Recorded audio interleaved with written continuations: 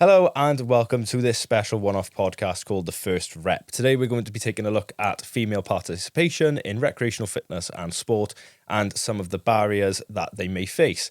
I am joined in the studio by the wonderful Samantha Connell. Samantha, you have done a bit of everything in fitness really, bodybuilding, online coaching, personal training. So first of all, just tell us a little bit about yourself. So I think it was 10 years ago, roughly 10 years ago, I decided that I was sort of, as you can call it, training at the time, going into the gym and lifting weights, whatever you want to call that. And I thought, actually, I enjoy this more than I thought I was going to. I've been quite lucky in the sense that through the years, I've done different types of activities or sports, whatever people want to call it. When we were younger, it was dancing, it was swimming, I done a little bit of running, and then we got into the horses. I don't know if that's a good thing or a bad thing. However, we got into the horses. We had horses, done a little bit of sort of gymkhana events with those, and it went from there. I just found a love and a passion for being active in one way, shape or form. Decided that I was going to do a course, go into college, do a qualification, do a course, level 2 fitness instructor. And the more I kind of did the course and got into the course and understanding that sort of job role, I realised I was actually quite interested and excited about it. So it's kind of stemmed realistically from that. And then I qualified as a personal trainer. At the time, didn't know realistically the direction of where I was taking that and what I was going to do. Obviously, people are going to go, well, you're a personal trainer. Isn't that what you wanted to do? And it was interesting, but again, it wasn't quite something I was sure that was what I was going to, that path I was just going to take. And alongside with doing those courses, I was actually in college studying and prepping for one of my first bodybuilding competitions. Oh, I didn't really go into it with my eyes fully open, let's just say. And it's just escalated from there. Max, I'd like to think that I'm quite, how can I put it? I'm privileged in a way. Yeah. In comparison to maybe other people that don't have the abilities that I do, whether that be, it could be a cultural thing, it could be a background thing, it could be a financial thing. There are many barriers, as we know. But I like to think that I'm one of those ones that was fortunate enough to be able to progress to where I am today. Yeah, so let's get into those barriers really. Obviously, from a male point of view, I understand from my sort of point of view the barriers that men face going into sport, and I also understand growing up in a sporting background that women face a lot more barriers. Just on your own personal experience, what barriers have you faced, and potentially with clients you've worked with or other people you've seen in the fitness industry, what barriers have you seen other people face? I'd say one of the biggest things I've found with my clients, I didn't have a huge issue with childcare because I came into it later. So I had my children younger and they'd grown up by the time I decided to change my career path and do what I'm doing now. However, the biggest thing is females saying, well, I don't have childcare. And it's quite tough because obviously females, they have the children, they to a degree have to obviously look after the children, and you know, they stay at home, some of them for a percentage of time while the children are growing up. And it does, for me, it does create a huge barrier because if you're in your standard dynamic family, the husband's off out working, and as we know, people can work shifts, people can work away. It's not anymore just your standard 9 till 5, sorry. So you've got all that to factor in. And when setting up the business, I started running fitness classes. I thought a great opportunity to get anybody and everybody involved, which it does, and that's great. However, the further down the line with the business of me opening up fitness classes and personal training, the biggest thing that a lot of people, females were saying, was, I can't do that time. I've got to take the children to school. I can't do that time. I've got to pick the children up. That's not going to be suitable. The kids will be off for half term. And I instantly realised, well, what's going to work for females so they can still keep their identity and do some type of exercise. Yeah. So it helped me to realise that it is a big factor, females being at home, being the main child carer, and the doors that are shut for them when it does come to going to the gym, doing a type of sport, doing fitness classes, whatever it may be. You've instantly got, when somebody has children, a female has children, you've instantly got that as one of the biggest barriers. Yeah. So when I grew up in going through things like secondary school and primary school, a lot of the physical opportunities for girls to take part in sport or take part in fitness was your typical, they would do gymnastics, they do netball, they do dance. But as we got towards the later ends of the 2010s and more towards the 2020s, I started to see a lot more girls taking part in football, started to see a lot more girls taking part in rugby, athletics, things which growing up as a boy were seen as manly sports. Do you think they could continue that growing to the point where it would almost become more of a balanced sport and people will see them less as manly sports and just see them as sports? Yeah, I completely agree with you.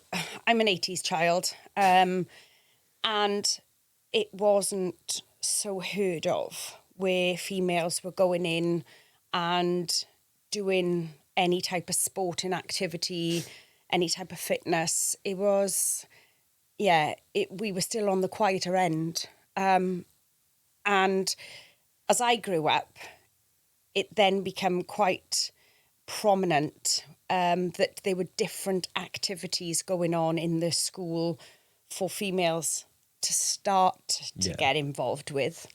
Left school, like I said, I had my family, I was going to college, and it then all of a sudden become quite a prominent thing that these women are now getting involved with female football. Yeah. We've obviously got a very good female Welsh football team, and the likes of rugby. And in fact, I first kind of encountered them myself when I first went into a gym environment doing the job that I was doing, personal training and the class as a fitness instructor. A team approached me, a team of rugby players, female rugby players, and part of their strength and conditioning outside of the normal gym environment and off the pitch was they would come to me once a week and we'd just do lots of different random things. And I started to realise, wow, these girls are on a pitch with a ball in the mud, which is a very manly thing to do. I think the opportunity for people nowadays is far easier to get into, females getting into male sports. There is a lot more diversity out there and we're kind of breaking down those barriers. I know for me personally, getting into bodybuilding is, for a long time, was a male dominant sport. And now all of a sudden, you've got lots of different federations for bodybuilding competitions. And I'd say more than half of those are females that compete. Do you think potentially social media could also harm that in a way, though? In like people, you see everyone now, everyone is in perfect condition, everyone has the perfect day, nobody has a bad fitness routine and everybody seems to know everything. Do you potentially think there's a bit too much of the clickbaity misinformation across the internet that people could, especially someone starting a fitness journey, that they could potentially fall into the trap of starting off on the wrong foot? 100%, absolutely. There is the grand old saying that social media can boost or bring you down. And we see that just in people's personal lives, let alone anything else where you're creating maybe a business or you are just starting out in something like a sport. Sometimes there's kind of unreal expectations because people will paint this picture like everything in their life is going well, it's going really good, and like you said, perfect. And people are all of a sudden going, oh, well, I don't do that, and I'm not like that, and my day doesn't go like that. Yeah. And all of a sudden, you've got this sort of negative effect, and it does become a little bit harmful because your average Joe blogs, they're just genuine average people. Yeah. They're the norm. And then you're seeing this on social media and these influencers, and everything in their world is apparently so brilliant, so perfect, and they don't miss a beat with any of their training or the nutrition and this, that and the other. And people can't live up to that expectation. It doesn't actually exist. Yeah. That isn't really there. Now, that can have a real bad impact on somebody, from a mental health point of view, but their self-esteem, their confidence, they're trying to move forward and getting into a sport and doing something. And like the bodybuilding, like you said, it's not an easy thing. And now all of a sudden, there's these images flying around of, oh, I've achieved this in so many weeks and I've achieved that. Yeah, but you haven't given us all the factors of what's behind that. Yeah. Behind that. So I definitely think that social media can be helpful, but it can be harmful. And just one final one, personally yourself, from what you've experienced, from what you've seen clients experience and other females in fitness experience, what do you think could be done to lessen these barriers and make sure more women and females are taking part in sport, fitness, the gym, anything like that?